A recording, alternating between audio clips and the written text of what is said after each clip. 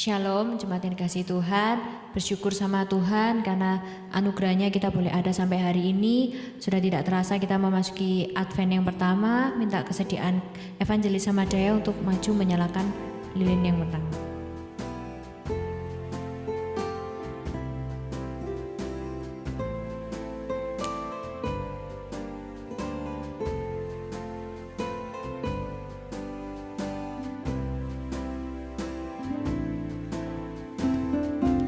Karena kebaikan Tuhan, karena anugerah Tuhanlah Dia telah merelakan anaknya untuk lahir ke dunia ini. Karena Yesus telah lahir ke dalam dunia ini, lambang pemerintahan berada di bahunya. Dialah penasehat yang ajaib, karena Dialah Allah yang perkasa, Bapa yang kekal. Saya undang jemaat Tuhan untuk mempersiapkan diri secara pribadi, berdoa sama Tuhan. Kita siapkan hati kita untuk beribadah sama Tuhan, untuk meminta penyertaan Tuhan. Kita mau serahkan semua ibadah kita ke dalam tangan Tuhan. Sambil kita nyanyikan Yesus telah lahir ke dalam dunia ini.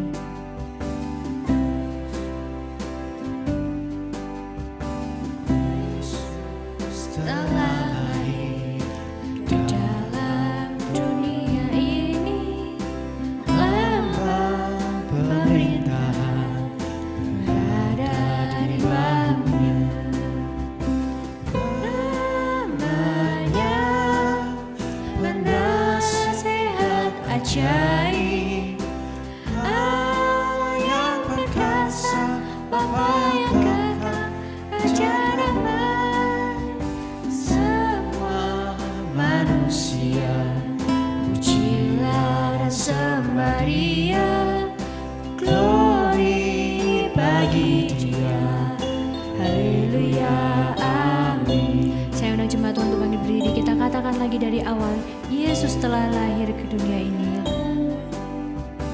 Yesus telah lahir ke dalam dunia ini, lambang pemerintahan berada di bahunya. Namanya penasehat ajaib, Bapa yang kekal, Raja damai. Semua manusia pujilah dan sembah Dia, glory bagi Dia. Haleluya, amin.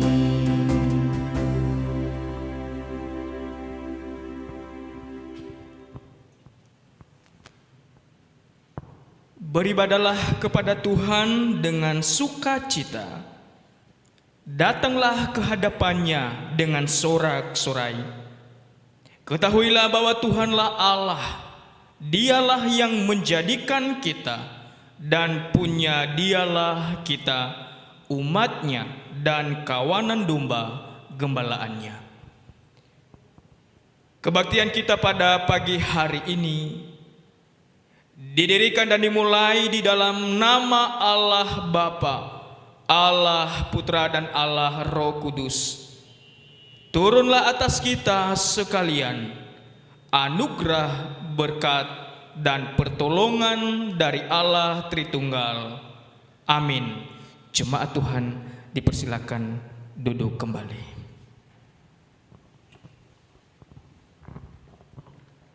Karena hanya Tuhan satu-satu yang bisa memberi kita kedamaian, hanya Tuhanlah yang bisa memberi pertolongan sama kita. Mungkin seringkali kita mencari damai di hal lain, kita melupakan Tuhan, kita nggak fokus sama Tuhan, kita hanya datang ke teman kita, ke saudara kita lupa bahwa hanya Tuhanlah yang bisa memberi pertolongan, memberi damai bagi setiap kita. Kalau aku cari damai, hanya ku dapat di dalam Yesus.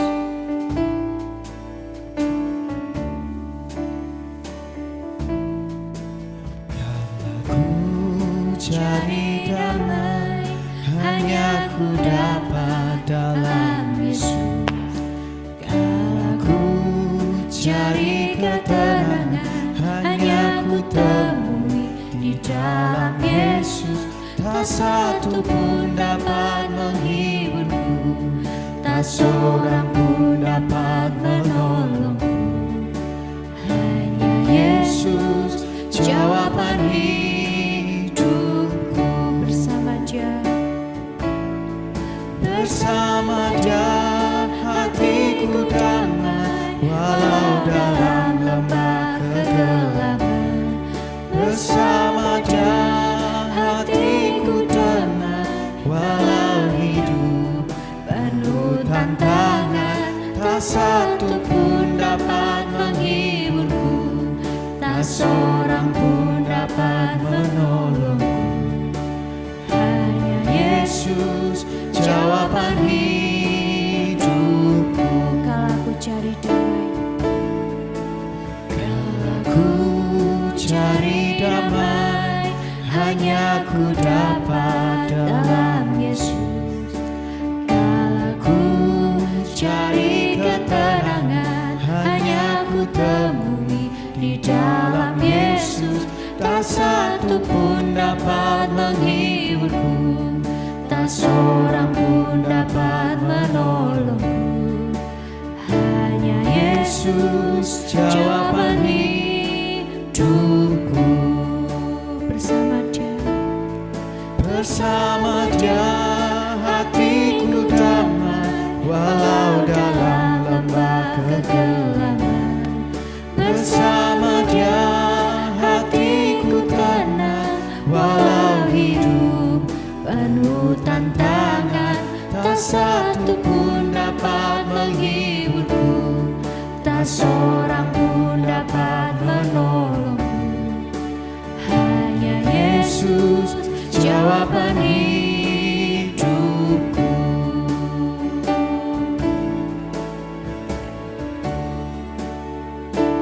saya mempersilakan pada jemaat untuk berdoa secara pribadi sama Tuhan. Kita tahu bahwa Tuhan sudah berjanji akan datang kembali ke dunia ini, menyelamatkan setiap kita. Tuhan berjanji menyertai setiap kita. Tuhan berkata, kita nggak perlu gelisah. Tapi seringkali kita masih gelisah, kita masih khawatir, kita masih nggak percaya sama Tuhan. Kita masih melupakan janji Tuhan yang menyertai kita selalu. Saya memberikan waktu kepada jemaat untuk berdoa secara pribadi sama Tuhan. Tuhan, ini aku, Tuhan, ini kerinduanku, Tuhan. Aku mau, Tuhan, berserah penuh kepada Engkau, Tuhan. Ampuni kami, Tuhan, jika kami masih sering melupakan Engkau, Tuhan. Ampuni kami, Tuhan, jika kami masih berjalan dengan kekuatan kami sendiri, Tuhan. Ampuni kami jika kami masih terus jatuh dan tidak bangun, Tuhan, dari kesalahan kami, Tuhan. Ampuni kami bila kami masih mencari damai di hal-hal lain, Tuhan.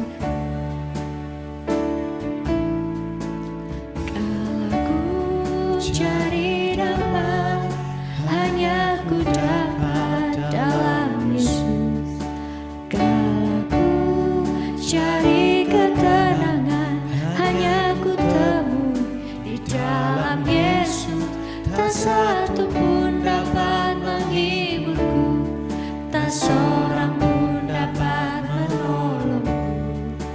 Hanya Yesus jawaban hidupku. Bersama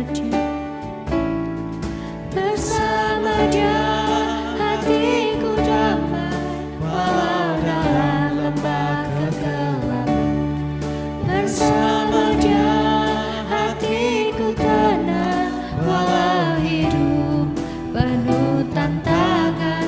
Tak satu pun dapat menghiburku, tak seorang pun dapat menolongku. Hanya Yesus jawaban hidupku.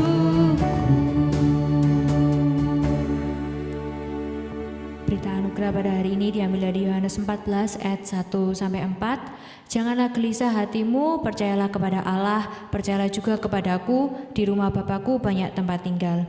Jika tidak demikian, tentu aku mengatakannya kepadamu. Sebab aku pergi ke situ untuk menyediakan tempat bagimu. Dan apabila aku telah pergi ke situ dan telah menyediakan tempat bagimu, aku akan datang kembali dan membawa kamu ke tempatku, supaya di tempat di mana aku berada, kamu pun berada. Dan kemana aku pergi, kamu tahu jalan ke situ. Amin. Ya. Shalom. Ya, kita semua pasti penuh sukacita karena Tuhan selalu menyertai kita. Saya undang jemaat Tuhan untuk bangkit berdiri. Mari kita sorak-sorai bagi Dia, karena sungguh nyata kasih Tuhan di sepanjang hidup kita. Dengan darah Tuhan sudah menebus setiap hidup kita, karena sungguh nyata kasih Tuhan di setiap hidup kita. Mari kita berikan segenap hati kita hanya Tuhan. Seindahnya pelangi, secerahnya mentari, namun tetap Kau yang terindah Tuhan. Indahnya pelangi, secerahnya mentari,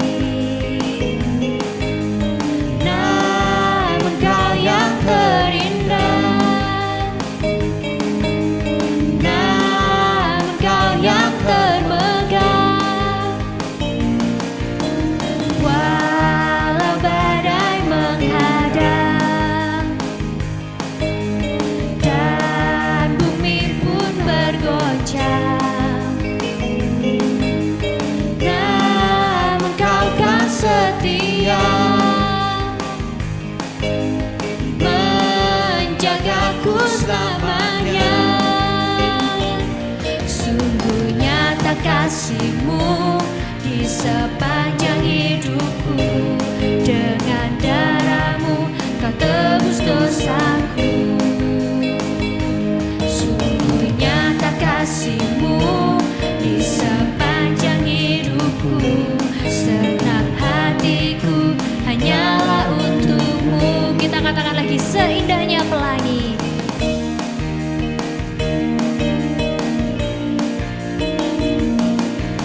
Seindahnya pelangi, secerahnya mentari, namun Kau yang terindah, namun Kau yang termegah. Walau badai menghadang dan bumi pun bergoncang, namun Kau yang setia, menjagaku selamanya. Sungguh nyata kasih-Mu di sepanjang hidupku. Dengan darah-Mu Kau tebus dosaku. Sungguh nyata kasih-Mu di sepanjang hidupku. Segenap hatiku hanyalah untuk-Mu.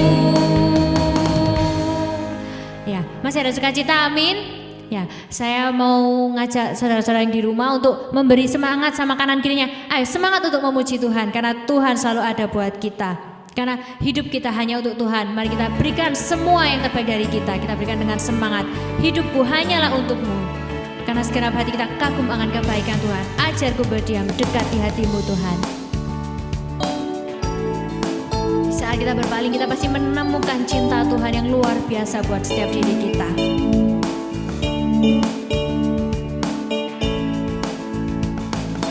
Ajarku berdiam dekat di hati-Mu. Di saat ku berpaling, temukan cinta-Mu. Di sana Kau menanti untuk bawaku lagi bersekutu dalam damai yang sejati. Oh, ku damba hadir-Mu Tuhan. Oh,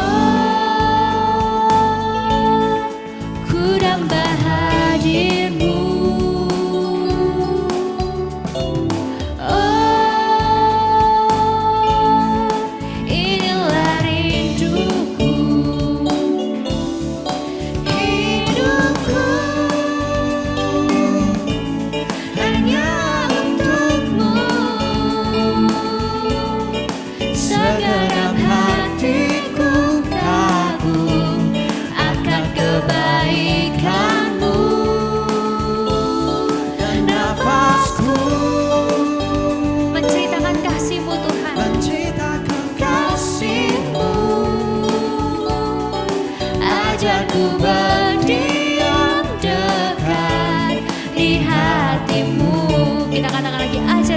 berdiam Tuhan, dekat di hatimu. Ajarku berdiam dekat di hatimu. Di saat ku berpaling, temukan cintamu. Di sana kau menanti untuk bawaku lagi bersekutu dalam damai yang sejati. Oh, ku dambah hadirmu. Oh, inilah rinduku. Hidupku hanya untukmu. Segenap hatiku kagum akan kebaikanmu. Dan nafasku menceritakan kasihmu. Ajarku berdiam dekat di hadimu. Ya, beri sorak-sorak bagi Tuhan. Saya mempersilakan jemaat Tuhan untuk duduk kembali. Kita akan mempersiapkan diri kita mendengarkan firman Tuhan. Kita tahu bahwa Tuhan berjanji akan datang kembali. Saya mengundang setiap jemaat untuk benar-benar fokus mempersiapkan hati. Kita mau mendengarkan suara Tuhan. Kita mau mendengarkan firman Tuhan. Supaya sampai akhir hidup kita, sampai Tuhan datang yang kedua kali, kita tetap didapatinya setia. Selidiki aku Tuhan, lihat hatiku Tuhan. Apakah kami benar-benar mengasihi Engkau Tuhan?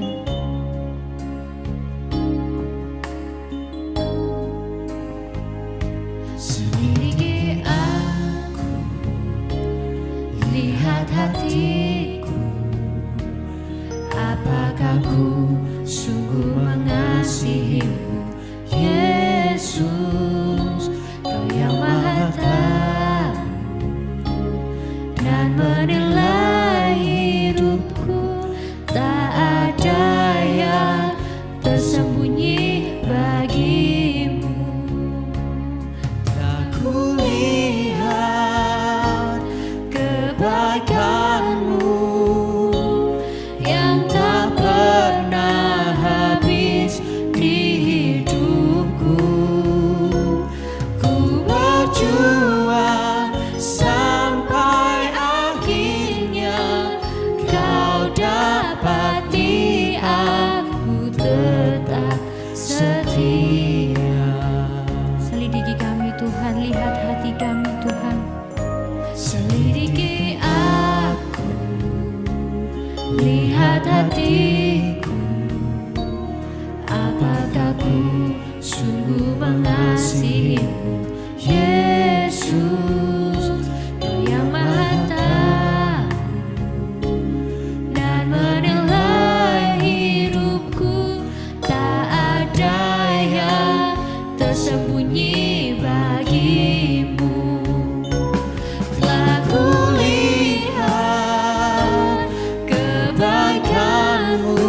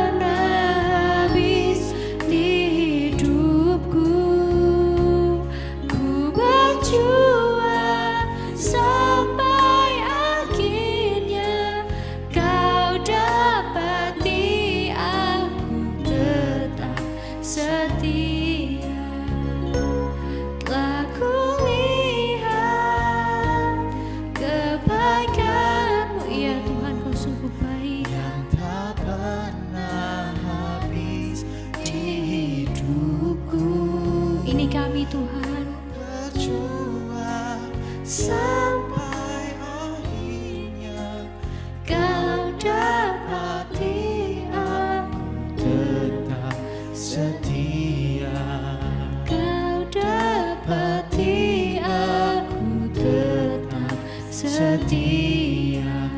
Kau dapati aku tetap setia. Para hambanya saya persilakan. Salam Bapak Ibu yang dikasihi Tuhan.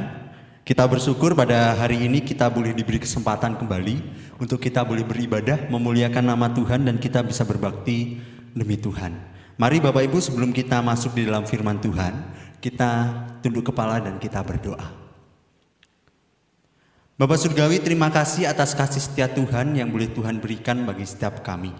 Hari lepas hari kami mengamini bahwa Tuhan memelihara kami. Tuhan menolong kami dalam segala kehidupan kami, baik itu melalui makanan, minuman, ataupun segala sesuatu yang boleh Tuhan nyatakan melalui apapun. Terima kasih Tuhan, terima kasih. Tuhan, sebentar kami mendengarkan firman-Mu. Berkati kami dan tolong hamba-Mu yang penuh dengan keterbatasan ini. Kiranya boleh menyampaikan firman Tuhan sejelas mungkin, sesederhana mungkin, dapat dimengerti dan boleh diaplikasikan dalam hidup hari lepas hari. Demi Kristus Yesus kami berserah dan kami bermohon. Amin. Ya, sekali lagi Bapak Ibu Shalom. Kita bersyukur pada hari ini kita boleh berkumpul kembali ya. Sekalipun masih tetap di rumah, dalam beberapa bulan ini kita masih tetap terus beribadah di rumah kita, tapi kita tetap terus bersyukur karena pertolongan Tuhan. Dan kita juga bersyukur dan kita tidak terasa bahwa pada minggu ini tepat kita sudah merayakan Advent yang pertama, di mana kita akan menyambut kedatangan Tuhan di hari Natal. Ya, Advent ini adalah 4 minggu sebelum peringatan 4 minggu sebelum tanggal ke-25 Desember. Dan sekarang tepat di minggu pertama Advent itu sendiri, dan lilin pertama kita sudah nyalakan. Dan beberapa tema-tema kita dan lagu-lagu kita sudah terdengar tentang lagu-lagu Natal gitu ya. Jadi kita bersyukur, nggak terasa Bapak Ibu, rasanya saya itu masih 1 bulan yang lalu merayakan Natal gitu ya. Tapi ternyata pada hari ini kita sudah mau merayakan Natal lagi di tahun 2020, sekalipun dalam bentuk yang berbeda. Oke Bapak Ibu, sebelum kita masuk lebih jauh, mari kita membuka Alkitab kita di dalam Yesaya pasal yang ke-8, ayat yang ke-23, sampai pasal yang ke-9, ayat yang ke-6. Yesaya pasal yang ke-8, ayat ke-23, sampai pasal yang ke-9, ayat yang ke-6. Tema kita pada hari ini adalah perjanjian, suatu janji. Saya akan membacakan untuk Bapak Ibu sekalian. Bapak Ibu cukup menyimak di dalam Alkitabnya masing-masing. Di bawah perikop kelahiran Raja Damai. Tetapi tidak selamanya akan ada kesuraman untuk negeri yang terimpit itu. Kalau dahulu Tuhan merendahkan tanah Zebulon dan tanah Naftali, maka di kemudian hari Ia akan memuliakan jalan ke laut, daerah seberang sungai Yordan, wilayah bangsa-bangsa lain. Ayat pasal yang 9 ayat yang pertama, bangsa yang berjalan di dalam kegelapan telah melihat terang yang besar. Mereka yang diam di negeri kekelaman, atas terang telah bersinar. Engkau telah menimbulkan banyak sorak-sorak dan sukacita yang besar. Mereka telah bersukacita di hadapanmu, seperti sukacita di waktu panen, seperti orang bersorak-sorak di waktu membagi-bagi jarahan.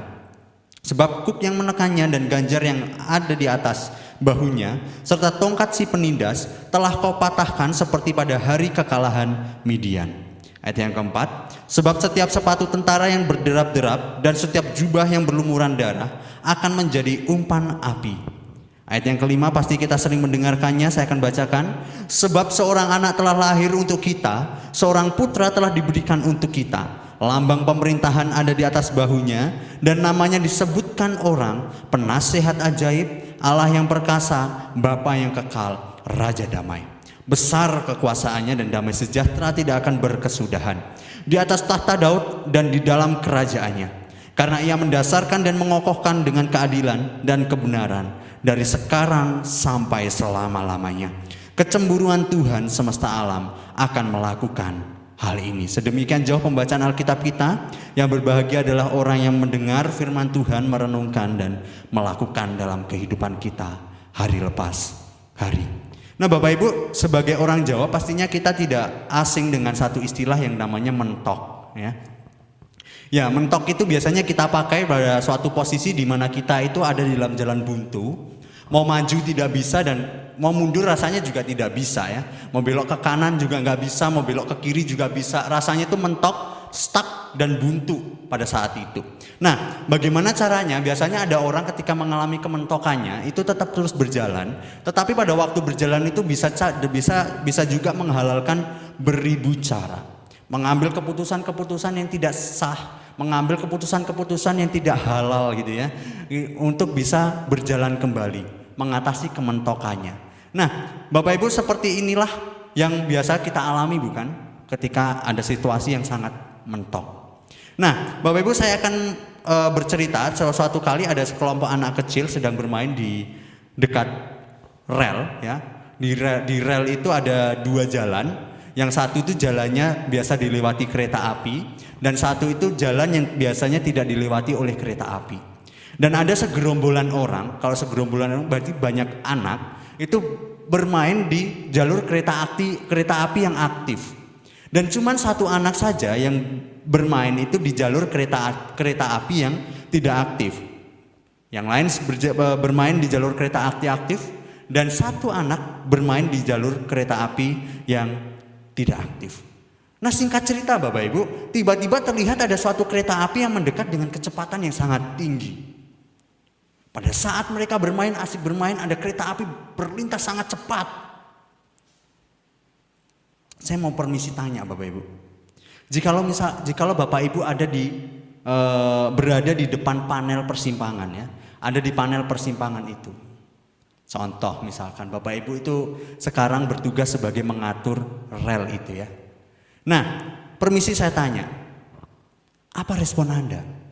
Dan bagaimana respon Anda?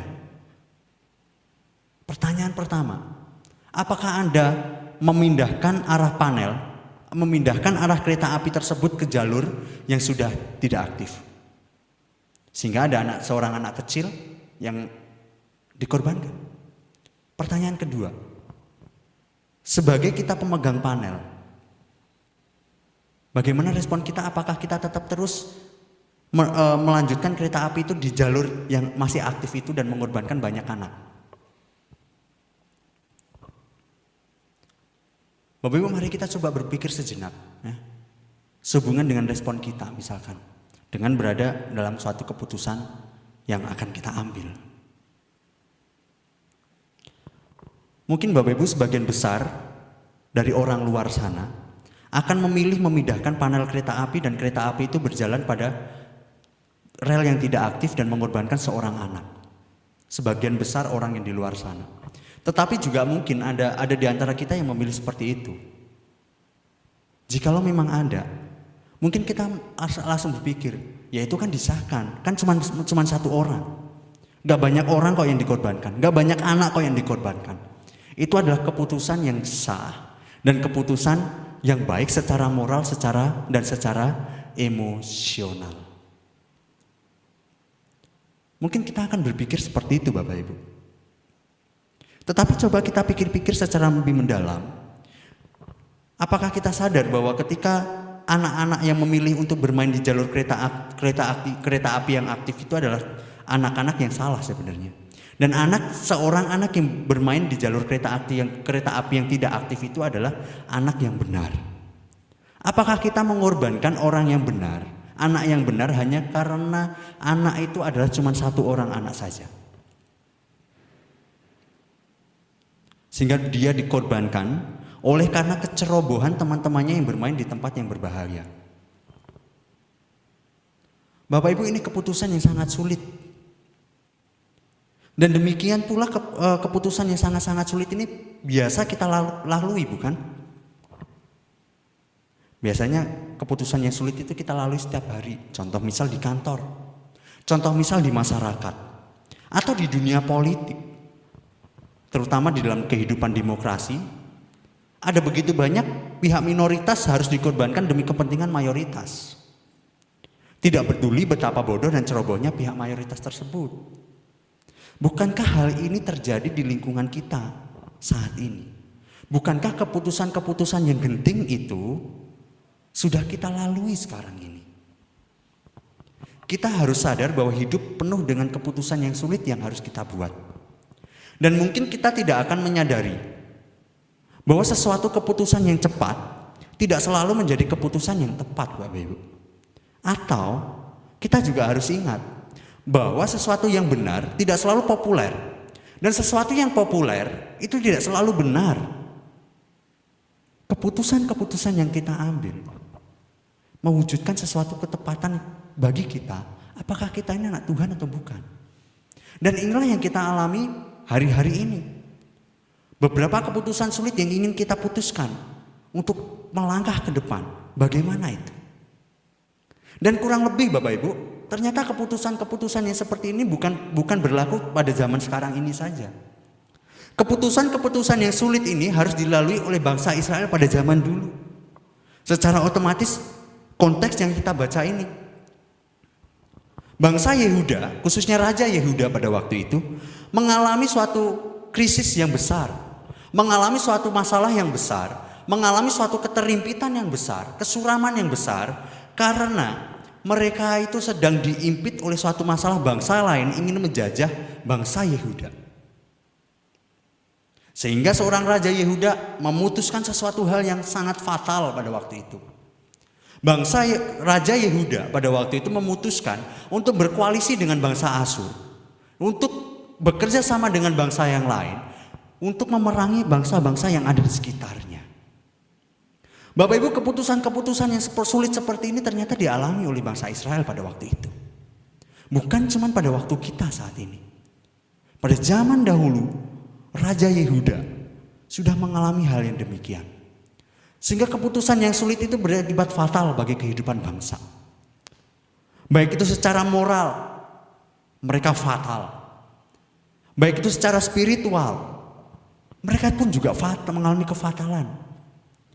Ataupun secara politik, mereka pun juga mengalami kefatalan. Yang lebih ngeri Bapak Ibu, ketika Raja Yehuda itu memutuskan sesuatu keputusan, yang terancam bukan cuma moral, bukan cuma politik, dan bukan cuma spiritual. Ternyata yang terancam adalah suatu perjanjian. Yaitu perjanjian apa? Perjanjian Mesias yang akan datang di waktu yang mendatang. Mereka mengalami ancaman. Karena apa? Karena bangsa sudah dijajah oleh bangsa Asyur. Bangsa dijajah oleh bangsa yang lain. Kalau misalkan bangsa itu terjadi apa-apa dan terkena apa-apa, coba kita perhatikan perjanjian Mesias akan jadi apa Bapak Ibu? Keputusan yang fatal dialami oleh Raja Yehuda pada waktu itu. Dan inilah yang dikecam oleh Yesaya kepada Raja Yehuda. Sepanjang suratnya Yesaya itu pengen bilang, hai kamu raja, jangan kamu turuti keinginan dagingmu untuk kamu bersandar pada bangsa yang lain. Hai Raja Yehuda, kamu jangan berkoalisi dan bekerja sama dengan bangsa yang lain supaya kamu itu pengen menang sendiri. Jangan. Yang seharusnya kamu alami adalah kamu tetap terus bersandar kepada Tuhan. Jangan menyandarkan apa yang kamu inginkan kepada sesuatu ciptaan. Salah besar.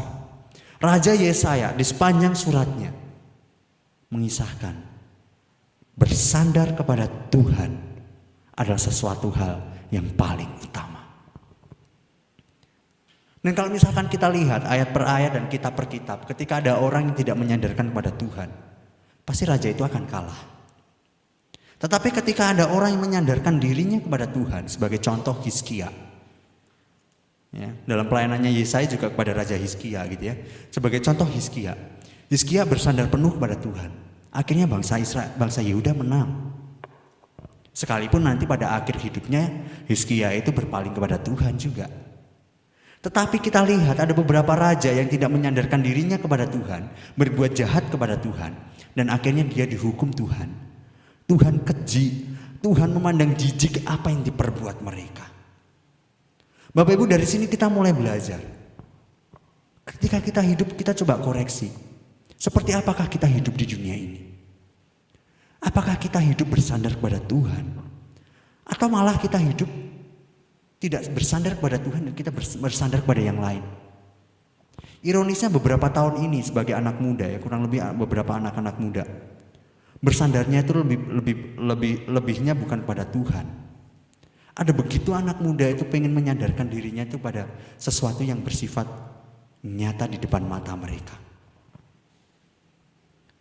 Mari kita semua, ketika ada raja yang dipandang keji oleh Tuhan, oleh karena tidak bersandar kepada Tuhan, raja itu akan ditumpas habis oleh Tuhan, dibunuh oleh Tuhan, dan dihukum oleh Tuhan. Tetapi kita melihat kontrasnya. Ketika ada raja menyandarkan dirinya kepada Tuhan, raja itu akan dipelihara oleh Tuhan, dan semua rakyatnya akan hidup tentram di hadapan Tuhan. Coba kita koreksi dalam hidup kita, Bapak Ibu. Di manakah posisi kita saat ini? Inilah kecaman demi kecaman Tuhan kepada umat Yehuda. Secara otomatis umat pilihan Allah yang sudah melenceng jauh daripada Tuhan. Bangsa itu teripit oleh masalah yang besar. Bangsa itu mengalami kesuraman oleh karena impitan oleh bangsa-bangsa yang lain. Dan yang lebih ngerinya lagi adalah bangsa itu mengalami suatu kegelapan. Mereka umat Allah loh, benar umat Allah. Mereka kenal Tuhan. Iya, mereka kenal Tuhan. Tuhan yang mereka sembah, YHWH, Allah yang benar. Tetapi kehidupan mereka sesungguhnya tidak mewujudkan bahwa mereka punya Allah yang benar. Ironis sekali Bapak Ibu. Ironis sekali. Kehidupan mereka asingkan. Ketika mereka hidup di dunia, mereka memandang bahwa Tuhan itu tidak ada. Tetapi ketika mereka ada dalam tempat ibadah, Tuhan itu ada. Tuhan ada di sana. Tetapi kalau misalkan keluar dari tempat ibadah, mereka memandang bahwa Tuhan tidak ada. Inilah kehidupan bangsa Yehuda pada waktu itu. Dan bukankah kalau kita pikir-pikir Bapak Ibu, kehidupan manusia di dunia ini sekarang juga mengalami hal yang demikian. Memisahkan antara mana yang sekuler dan mana yang rohani. Oh, yang rohani itu di gereja contoh. Oh, yang rohani itu di tempat di mana kita ada persekutuan, di mana firman Tuhan diberitakan, di mana firman Tuhan dinyatakan. Oh, itu rohani. Oh, yang rohani itu pelayanan di depan mimbar, atau yang rohani itu adalah sesuatu hal yang kita memuji Tuhan, beribadah kepada Tuhan, dan hal-hal yang lain. Itu rohani. Tetapi kalau misalkan yang gak rohani itu, kalau misalkan sudah keluar dari gereja, sudah tidak lagi di gereja, sudah tidak lagi mendengarkan firman Tuhan, oh itu sekuler. Itulah kehidupan di dunia saat ini Bapak Ibu. Memisahkan mana yang sekuler dan mana yang rohani. Inilah yang dikecam oleh Tuhan, dan inilah kemerosotan moral yang luar biasa di balik orang-orang Yehuda pada waktu itu.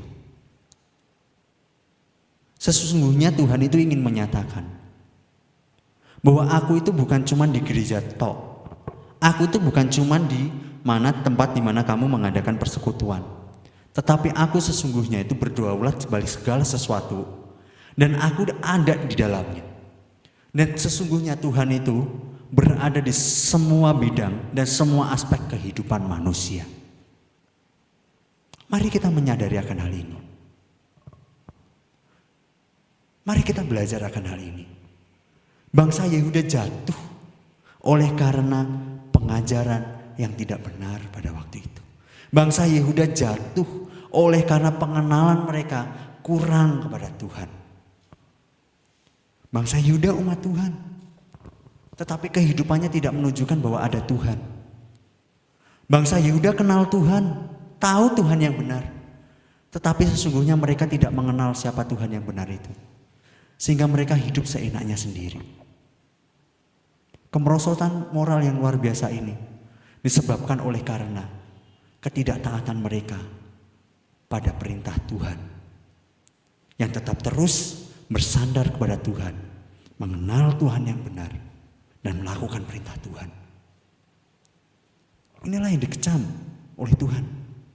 Sehingga bangsa itu mengalami kekalahan, bangsa itu mengalami keterimpitan, bangsa itu mengalami kesuraman, Dan bangsa itu mengalami kegelapan. Bangsa itu sudah tidak bisa melihat terang kebenaran yang sejati. Bangsa itu sudah tidak bisa melihat bagaimana cara hidup yang benar di hadapan Tuhan. Bangsa itu sudah diimpit oleh masalah yang besar oleh karena kejahatan mereka dan oleh karena dosa mereka. Tetapi kita harus ingat Bapak Ibu, kalau misalkan kita lihat penderitaan mereka karena kesalahan mereka. Tetapi dalam Alkitab lain memang menegaskan bahwa penderitaan yang kita alami itu bukan cuman karena dosa kita gitu ya. Ada beberapa penderitaan, wajah-wajah penderitaan yang ada kita alami. Tetapi dalam konteks Yehuda pada saat itu, mereka menderita karena kesalahan mereka sendiri. Mereka terhimpit oleh karena kesalahan mereka sendiri. Mereka mengalami kegelapan yang secara luar biasa oleh karena kesalahan mereka sendiri. Sehingga mereka ditindas oleh bangsa yang lain. Oleh karena himpitan-himpitan seperti inilah Bapak Ibu. Oleh karena masalah-masalah inilah Bapak Ibu. Nabi Yesaya itu memberikan satu janji. Dan inilah tema khotbah kita pada saat ini. Oleh karena masalah tantangan yang luar biasa yang dialami oleh bangsa Yehuda. Sembari Tuhan memang menghukum mereka. Tapi kita lihat, ternyata di balik keadilan Tuhan dan kekudusan Tuhan, ada kasih Tuhan yang Tuhan nyatakan melalui satu janji. Yaitu janjinya apa?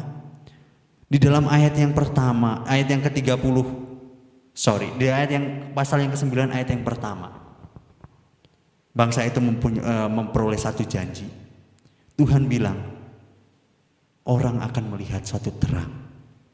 Dari kegelapan akan bangkit suatu terang yang ajaib. Janji pemulihan Tuhan nyatakan pada bangsa Yehuda. Janji pemulihan Tuhan nyatakan pada umat Tuhan.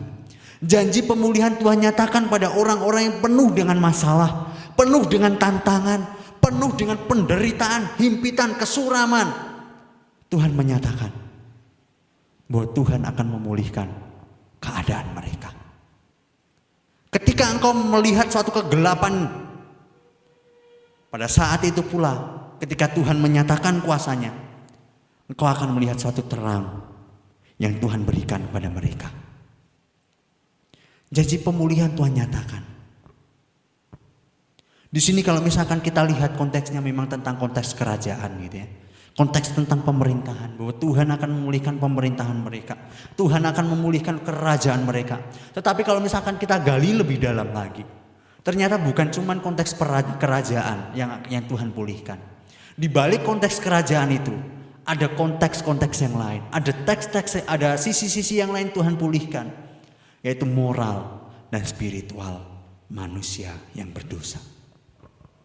Janji pemulihan Tuhan berikan kepada orang yang berdosa sekalipun, orang yang bermasalah sekalipun, orang yang layaknya dihukum oleh Tuhan, tetapi Tuhan memberikan satu janji, yaitu janji pemulihan kepada mereka. Bapak Ibu, betapa besar kasihnya Tuhan ini, bukan? Orang yang bersalah, orang yang layaknya dihukum, orang yang layaknya gak dikasihani. Tapi Tuhan bilang, aku, Tuhan akan memulihkan keadaanmu. Bapak Ibu, demikian pula dengan kita.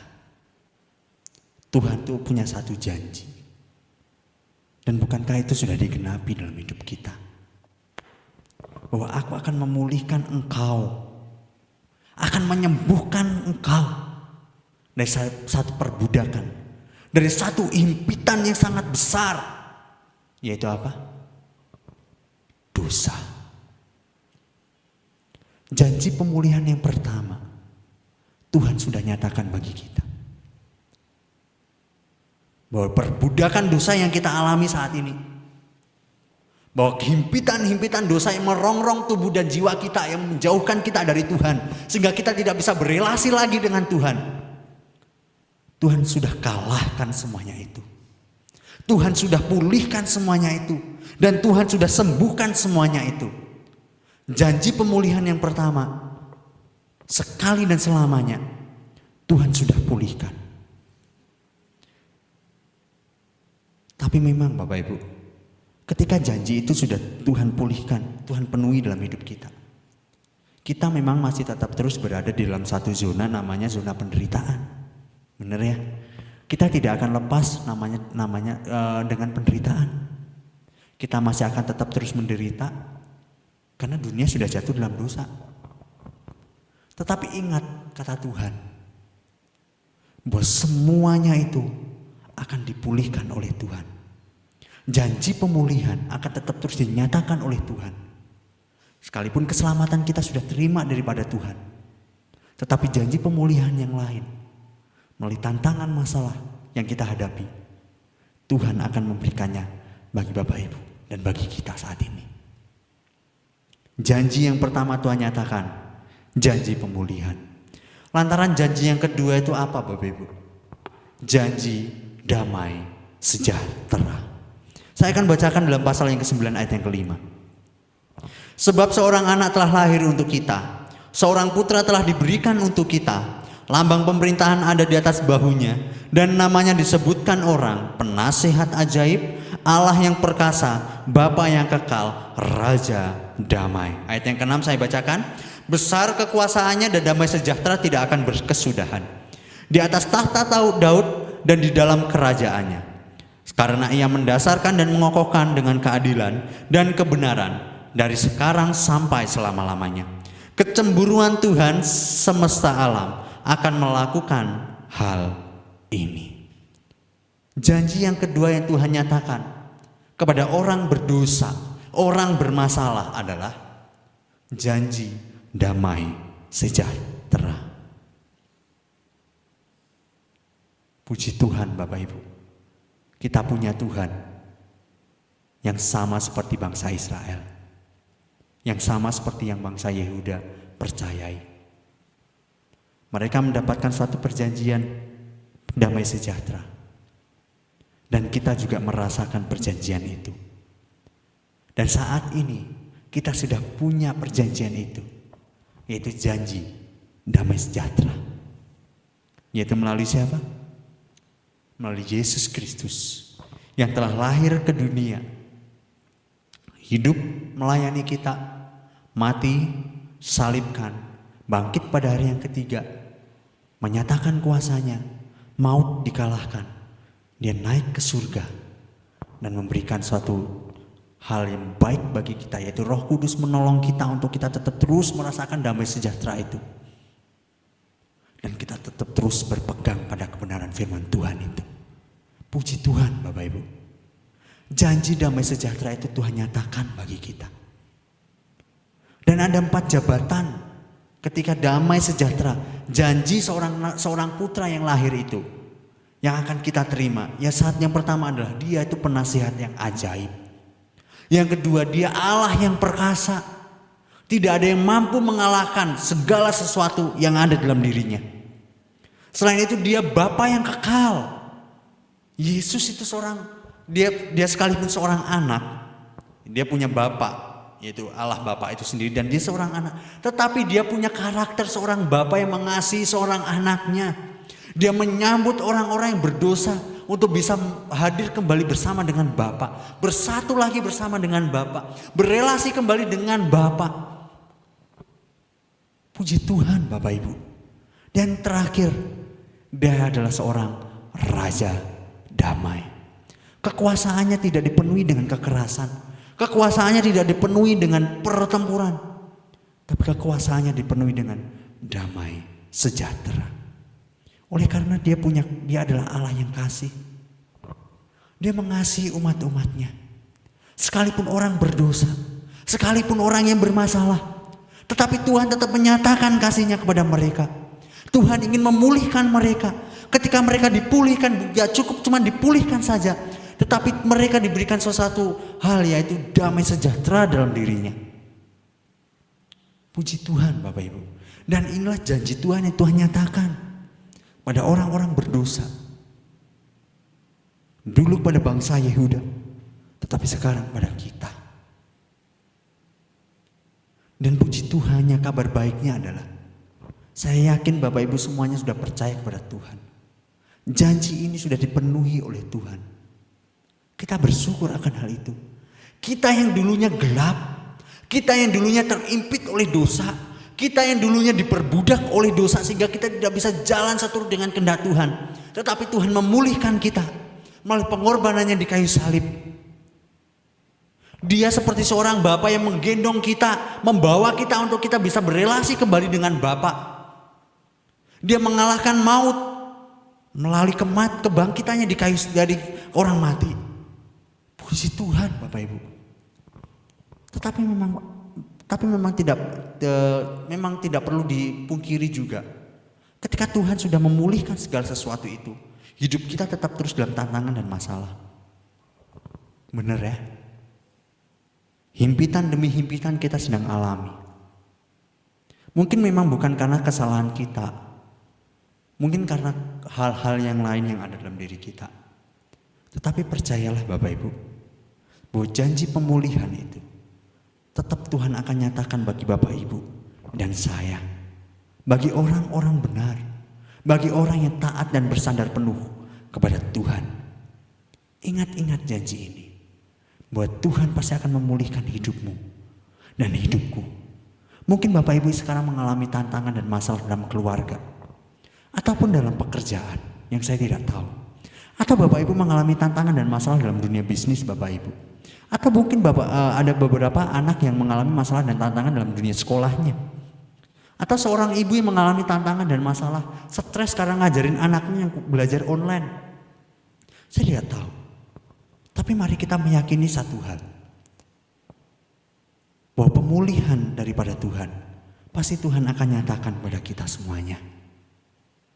Amin Bapak Ibu ya. Biarlah segala sesuatu yang kita renungkan, segala sesuatu yang kita percayai, kita tetap terus berpegang teguh pada yang kita percaya itu. Sehingga sampai suatu kelak kita melihat kemuliaan Tuhan yang ingin Tuhan nyatakan melalui kita, di dalam kita, dan untuk Tuhan kita. Masalah dan tantangan tidak akan pernah hilang dari kehidupan kita. Masalah dan tantangan tidak akan pernah pudar dari kehidupan kita. Karena kita hidup dalam dunia yang jatuh dalam dosa. Sehingga tantangan dan pencobaan itu pasti ada dalam hidup kita. Mungkin kita mengalami himpitan yang luar biasa. Masalah yang luar biasa. Saya tidak tahu Bapak Ibu sekarang mengalami masalah yang bagaimana. Tapi kita tetap harus yakin bahwa Tuhan pasti memulihkan. Tuhan pasti akan memberikan suatu damai sejahtera dalam hidup kita, pribadi lepas pribadi. Mari kita pegang janji Tuhan itu. Mari kita pegang sesuatu hal yang Tuhan berikan itu. Dalam kehidupan kita, menaati akan firman-Nya dalam hari lepas hari.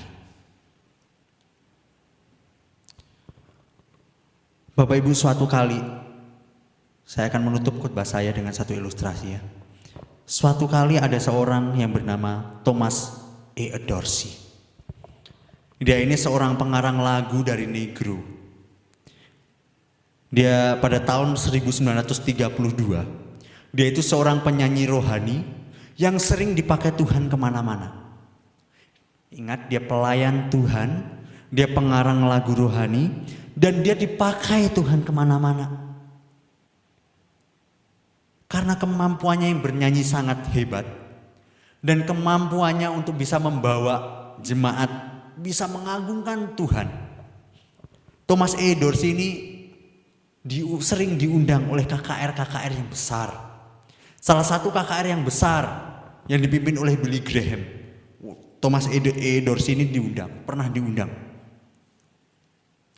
Bapak Ibu, suatu kali dia itu diundang pula oleh salah satu orang, itu juga KKR juga sangat besar juga. Dia diundang dan dia itu menerima undangan itu. Jauh-jauh hari dia sudah terima dan tiba pada waktunya si Thomas E. Dorsey ini akan melayani di KKR itu. Tetapi Thomas E. Dorsey ini dilema. Dilemanya karena apa Bapak Ibu? Karena istri Thomas E. Dorsey ini sedang sakit. Istri Thomas E. Dorsey ini sedang hamil tua dan pada saat itu istrinya itu sedang sakit berat. Thomas E. Dorsey ini dilema dan dia itu berpikir, gak usah pelayanan, saya ingin menjaga istriku. Tetapi ada satu gejolak dalam dirinya itu yang terus berkata dalam dirinya, ayo prioritaskan Tuhan, layanilah Tuhan. Sampai dia itu menyerah, Bapak Ibu. Dan dia bilang sama Tuhan, oke Tuhan, aku akan melayani Engkau, tetapi izinkanlah saya untuk izin kepada istriku dulu. Akhirnya si Thomas E. Dorsey ini izin kepada istrinya yang sedang sakit. Istrinya mengaminkan perizinan itu dan istrinya bilang, iya, kamu pergi saja. Singkat cerita, Thomas E. Dorsey ini langsung mengambil bus dan mau pergi ke KKR itu, ke undangan itu. Tapi pada saat perjalanan naik bus, Thomas E. Dorsey ini ingat, oh iya, partiturnya itu lupa. Akhirnya Thomas E. Dorsey ini balik lagi ke rumahnya untuk mengambil partitur lagunya. Pada saat mau mengambil partitur lagunya, dia melihat istrinya sedang tidur. Thomas E. Dorsey ini tidak membangunkannya dan dia mengambil partitur dan langsung berangkat kembali untuk ke KKR itu. Pada malam pertama KKR, pujian sudah dibawakan oleh Dorsey. Waduh, jemaat pada nyanyi kemuliaan Tuhan seolah menyertai setiap jemaat-jemaat mereka yang dilayani oleh Thomas E. Dorsey ini. Sudah melantunkan beberapa lagu, Thomas E. Dorsey ini sudah selesai nyanyinya. Tetapi jemaat tetap terus bernyanyi untuk Tuhan, memuliakan nama Tuhan. Pada saat itu, Thomas E. Dorsey duduk di belakang panggung. Singkat cerita, ada seorang yang lari-lari untuk menemui Thomas E. Dorsey dengan membawa telegram. Dan telegram itu berbunyi demikian, istrimu sudah meninggal. Bapak Ibu, Thomas E. Dorsey diam terpaku. Thomas E. Dorsey ini kecewa kepada Tuhan dan dia berkata, kenapa engkau tidak menjaga istriku pada saat aku pergi untuk melayanimu? Thomas E. Dorsey kecewa kepada Tuhan. Dan pada saat itu Thomas E. Dorsey pula langsung pulang ke rumahnya dan melihat istrinya sudah terbaring meninggal. Dia dengan tertunduk lemas, dia datang duduk di samping istrinya yang meninggal itu. Dan tiba-tiba ada dokter datang kepada dia. Dorsey, anakmu selamat. Dorsey ini ada penghiburan sedikit. Tiba-tiba dia pergi ke rumah sakit untuk melihat anaknya. Sampai di rumah sakit, Bapak Ibu, dokter yang satu bilang, dia baru saja meninggal dunia. Bayangkan Bapak Ibu, betapa kecewanya, betapa sedihnya E. Dorsey ini. Dia pergi melayani Tuhan dan untuk Tuhan, berharap Tuhan menjaga istrinya dan menjaga anaknya. Tetapi ternyata istri dan anaknya ini meninggal. Setelah semuanya selesai dikuburkan, Thomas E. Dorsey ini kecewa luar biasa sama Tuhan dan sudah tidak mau lagi menyanyikan lagu rohani. Dorsey ini sudah tidak mau lagi melayani Tuhan. Dorsey ini juga tidak mau lagi mengarang lagu untuk Tuhan. Dia kembali lagi ke kehidupan lamanya. Dia bekerja di kafe-kafe. Dia mulai melantunkan lagu-lagu yang lagu-lagu biasa yang dunia, lagu-lagu duniawi gitu ya. Mulai melantunkan lagu-lagu itu. Dan kehidupannya semakin terpuruk, Bapak Ibu. Dia sudah kecewa berat sama Tuhan. Dia sudah mengalami himpitan yang luar biasa. Masalah yang luar biasa sehingga membawa dia itu menjadi kecewa sama Tuhan. Thomas E. Dorsey. Pada satu saat ketika semuanya berjalan dengan baik, berjalan seperti biasa, Thomas E. Dorsey ini diajak oleh temannya. Dorsi, yuk ikut saya. Saya mau ke sekolah musik, yuk temenin saya untuk saya ke sekolah musik. Bapak Ibu, karena Dorsi ini tidak punya pekerjaan, akhirnya dia ikut. Pada saat dia ikut, temannya itu bincang-bincang dengan rekan bisnisnya di satu tempat, dan Dorsi ini berada di dalam ruang tunggu. Karena menunggu itu membosankan, Dorsi ini duduk di depan piano dan mencet-mencet tuts piano itu. Pencet. Tapi Dorsi ini nggak tahu, ngeblank. Mau nyanyi lagu apa nggak tahu. Mau main lagu apa juga nggak tahu. Ada satu kesaksian Dorsi yang sangat menarik pada saat itu. Dorsi bilang, pada saat itu seolah-olah ada seseorang itu yang membimbing saya, yang meminta saya itu menyanyikan satu lagu. Tapi saat lagu itu saya nggak tahu lagunya apa. Ada seseorang yang membimbing tangan saya itu, yang memainkan piano itu, tuts piano itu menjadi satu nada. Tapi saya nggak tahu nadanya apa. Saya bingung. Tapi saya terus-menerus memainkan itu. Dan tiba pada satu waktu saya itu menyanyikan satu lagu. Lagu ini yang berbunyi demikian. Tuhanku, pimpinlah tanganku, peganglah, ku letih, ku lesu, ku lemah, lewat malam gelap, ke terang yang tetap. Tuhanku, pimpinlah ke seberang. Secara tiba-tiba Dorsi menyanyikan lagu itu. Dan lagu ini dinyanyikan terus-menerus sembari menangis. Dan pada saat itu pula lah dia sadar bahwa Tuhan memulihkan kehidupannya. Dia sadar bahwa Tuhan memulihkan, menyembuhkan kembali kehidupannya. Dia yang dulunya kecewa kepada Tuhan, dia tidak lagi kecewa kepada Tuhan. Tetapi dia mau bersandar kepada Tuhan kembali. Dia kembali melayani Tuhan. Dia kembali memuliakan nama Tuhan. Dia kembali mengarang-arang lagu untuk Tuhan. Yang dia dulunya hancur. Dia dulunya hidup dalam kegelapan pada saat dia kecewa sama Tuhan. Sekarang Tuhan memulihkan dia. Dan dia berada dalam satu terang untuk melayani Tuhan kembali. Siapa yang memulihkan dia? Tuhan. Siapa yang memulihkan dia? Tuhan. Dia berada dalam jalan kebenaran saat ini dan melayani Tuhan. Bapak Ibu, hanya Tuhan yang mampu memulihkan hidup kita. Hanya Tuhan yang mampu memulihkan hidup kita dalam jurang ke masalah.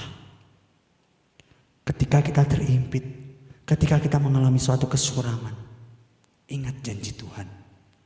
Tuhan akan memulihkan hidupmu dan hidupku. Dan bukan hanya itu saja. Tuhan akan memberikan damai sejahtera bagimu dan bagiku. Dan itu Tuhan nyatakan bagi kita. Dan itulah janji Tuhan bagi setiap kita. Apapun masalahmu, saya tidak tahu.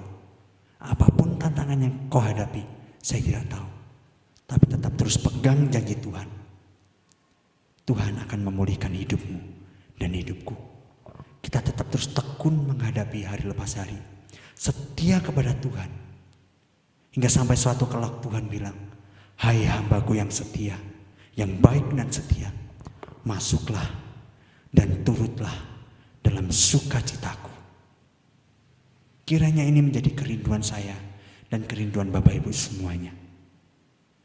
Selamat menyambut kedatangan Tuhan di tahun yang ke-2020 ini. Selamat menyambut hari Natal dan selamat memperingati Advent yang pertama. Kiranya Tuhan menolong kita untuk kita tetap terus berpegang pada janjinya, memulihkan kita dan memberi damai sejahtera bagi kita semuanya. Tuhan memberkati. Kita tunduk kepala dan kita berdoa. Terima kasih atas firman-Mu pada kami pada hari ini. Biarlah firman Tuhan ini boleh kami hidupi hari lepas hari.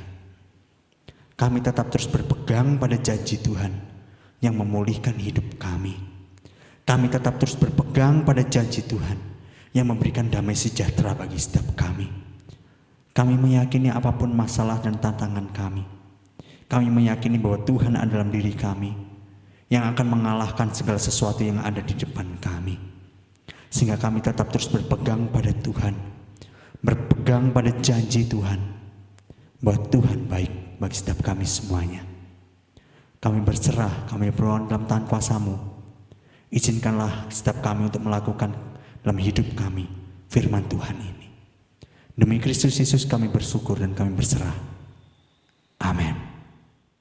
Mari jemaat Tuhan bangkit berdiri, kita mengikrarkan pengakuan iman rasuli dan kita akan doa syafaat bersama gereja di segala abad mengikrarkan pengakuan iman rasuli. Aku percaya kepada Allah Bapa yang Maha Kuasa, Khalik langit dan bumi, dan kepada Yesus Kristus Anak yang tunggal Tuhan kita, yang dikandung daripada Roh Kudus, lahir dari anak darah Maria, yang menderita sengsara di bawah pemerintahan Pontius Pilatus, disalibkan, mati dan dikuburkan, turun ke dalam kerajaan maut. Pada hari yang ketiga bangkit pula dari antara orang mati, naik ke surga, duduk di sebelah kanan Allah Bapa yang Maha Kuasa. Dan dari sana ia akan datang untuk menghakimi orang yang hidup dan yang mati. Aku percaya kepada Roh Kudus, gereja yang kudus dan am, persekutuan orang kudus, pengampunan dosa, kebangkitan orang mati, dan hidup yang kekal. Amin. Jemaat Tuhan dipersilakan duduk kembali. Mari kita berdoa syafaat. Ya Tuhan, bersyukur untuk anugerah Tuhan yang sungguh nyata bagi hidup kami. Pada saat ini, detik ini pun Tuhan tetap bekerja di dalam hidup kami. Engkau terus bersama-sama dengan kami. Terlebih untuk hari ini kami boleh beribadah bersama di keluarga kami masing-masing.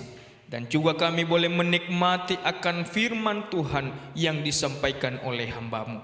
Kami percaya bahwa hidup kami oleh karena kemurahan Tuhan kami ada sampai saat ini. Ya Tuhan, kami berdoa buat bangsa negara kami Indonesia yang saat ini Tuhan di dalam terus berjuang untuk menghadapi tantangan yang ada, yaitu virus corona. Kami percaya bahwa Tuhan bertahta, Tuhan berkuasa atas bangsa kami Indonesia. Kami berdoa buat pemimpin kami, Bapak Presiden, Bapak Joko Widodo, dan juga Wakil Presiden Bapak Mahfud Amin. Tuhan berkati beliau-beliau ini. Engkau urapi, tambahkan hikmat, terlebih di dalam kesehatan mereka, supaya mereka tetap memerintah untuk bangsa ini lebih maju ke depan dan lebih baik. Berkati juga jajaran menteri yang ada dan bahkan pemerintah-pemerintah baik di pusat, di daerah-daerah, bahkan di pelosok-pelosok manapun. Tuhan yang memimpin mereka semua. Ya Tuhan, kami juga berdoa buat jemaat-Mu GKKA PCI Indonesia. Tuhan boleh pakai, Engkau berkati untuk seluruh jemaat, supaya di dalam keadaan mereka, baik penyakit yang mereka alami, Tuhan yang boleh sembuhkan, Tuhan yang boleh pulihkan mereka. Kami terus berdoa buat Bapak Iwan, suami dari Ibu Elizabeth, juga Ibu Meliana, juga Ibu Saniwati. Kami juga berdoa buat Ibu Sudarsi, juga berdoa buat Mak Neti, Mama Ibu Rita, juga Mama dari Ibu Sandra, dan juga Mama dari Cassandra, dan seluruh jemaat Tuhan yang membutuhkan pertolongan-Mu. Tuhan yang penuh kuasa, itulah yang boleh memulihkan dan menyembuhkan setiap mereka. Kami juga tetap berdoa buat kondisi jemaat-Mu, baik di dalam keluarga mereka, juga di dalam pekerjaan usaha, bahkan di dalam studi, dan terlebih apapun yang mereka lakukan, Tuhan yang tetap campur tangan, bahkan Engkau yang memberkati. Terima kasih Tuhan. Kami juga berdoa buat gereja Tuhan di GKKAI Pondok Canda Indah, Tuhan boleh izinkan gerejamu, jemaatmu, bahkan majelis untuk merenovasi, supaya renovasi gereja ini bisa berjalan dengan baik. Tuhan tetap cukupkan kebutuhan dana yang diperlukan. Engkau pakai setiap kami, bahkan seluruhnya, jemaat bahkan majelis juga. Terima kasih Tuhan, kami percaya bahwa Tuhan menyertai pembangunan renovasi di gerejamu. Ya Tuhan, kami juga berdoa buat setiap kami hamba-hambamu, para diaken dan seluruh jemaat, biar kami bersama-sama melayani Tuhan, bersama-sama bertumbuh di dalam Engkau. Terima kasih Tuhan, inilah permohonan kami. Kami juga berdoa buat persembahan yang akan kami berikan kepada Tuhan. Berkati persembahan setiap kami, biar persembahan ini berguna untuk mendukung pelayanan Tuhan di Gereja Tuhan GKKAI Pondok Chandra Indah. Berkati para majelis yang mengelola, Tuhan sertai dan berikan hikmat-Mu. Terima kasih Tuhan, inilah doa kami serahkan dalam tangan Tuhan. Di dalam nama Yesus kami telah berdoa dan mengucap syukur. Amin. Ya, semoga kebenaran firman yang memberkati setiap kita. Tiba saatnya kita akan memberikan yang terbaik bagi Tuhan. Mungkin bagi jemaat yang bisa transfer di rekening di bawah ini, atau jemaat yang memiliki kerinduan untuk memberikan persembahan tapi tidak bisa transfer, bisa menghubungi Evangelis Samadaya ataupun Saudari Wika. Sambil kita nyanyikan tiap langkahku diatur oleh Tuhan, dan tangan kasih-Nya memimpin setiap kita. Walau badai, walau masalah, Tuhan tetap ada di setiap hidup kita. Karena tiap langkah kita benar-benar diatur oleh Tuhan.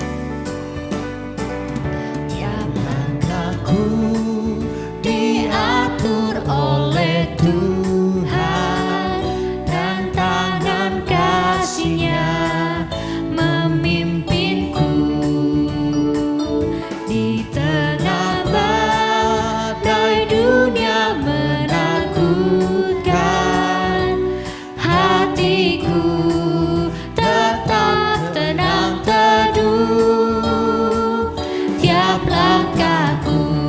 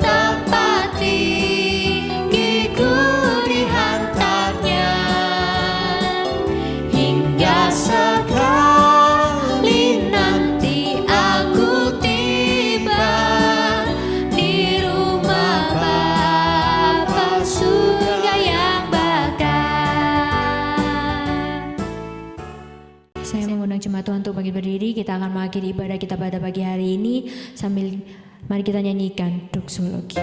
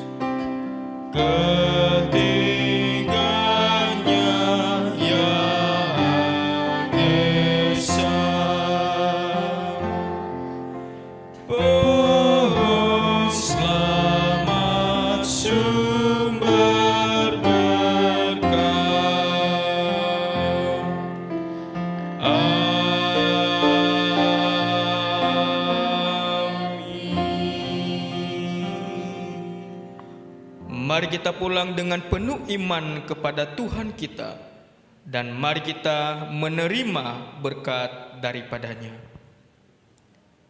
Tuhan memberkati kita dan melindungi kita. Tuhan menyinari wajah-Nya kepada kita dan memberi kita kasih karunia. Tuhan menghadapkan wajah-Nya kepada kita dan memberi kita damai sejahtera, mulai dari sekarang sampai selama-lamanya. Amin.